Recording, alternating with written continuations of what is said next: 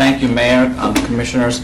I had no idea this was going to be discussed, so I didn't really think about it much, but I could see why the Historic Preservation Board member, Gretchen Thompson, left. Actually, she left, I think, with a very disgusted look on her face, and I think I understand now why she didn't want to hear any of this. I find this discussion actually very sad, and if this commission ever even discussed it or took it up or considered it, I think it would be a very unfortunate day for the city of Fort Lauderdale. You've spent money and commissioned historic preservation guidelines for exactly what people should follow. We've come so far as a city, and great cities, which I think we are really measured by how much we do respect our past and how much we want to send to our future. This would be an awful legacy for this commission to rescind the only historically designated residential neighborhood in the city. Think about that. It's an awful message. I'm not here speaking on behalf of any organizations, although I do serve as the Vice President of the Broward Trust for Historic Preservation, and I also serve as the Secretary of the Broward County Historical Commission. I know that if this really got out and people started to think about it and the message that it would send, it would really send shockwaves.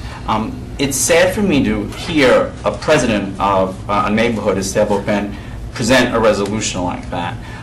And it makes me also question, like some of the other residents that are here from Sailboat Bend, whether this really was a properly noticed agenda item and that the neighborhood had full understanding and knowledge of what would be voted on. To even consider a resolution like that from a neighborhood with the support of 20-some-odd people, I think is ludicrous. So I don't want to repeat myself, but we've come so far with issues of historic preservation. Our city's getting older. We should actually be strengthening historic preservation.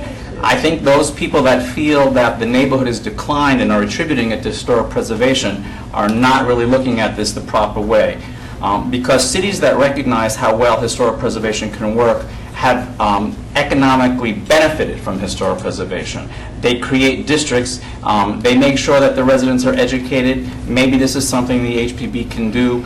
There are ad valorem taxes that you can take advantage of. There are federal tax breaks that you could take advantage of. We need to just educate people better with regards to the economic benefits. When you see other cities that have historic districts, what they do, those are tourist attractions. Those are cultural heritage attractions.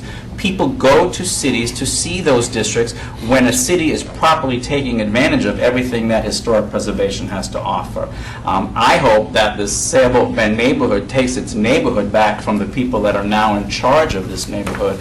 I think it's really important, and I hope you go spread the word. I do not live in Sailboat Bend, but now you're actually part of District 2, so welcome. This is a great, exciting drama for District 2. Commissioner Trantalis must be thrilled, and Commissioner Rogers must be even more thrilled. Thank you.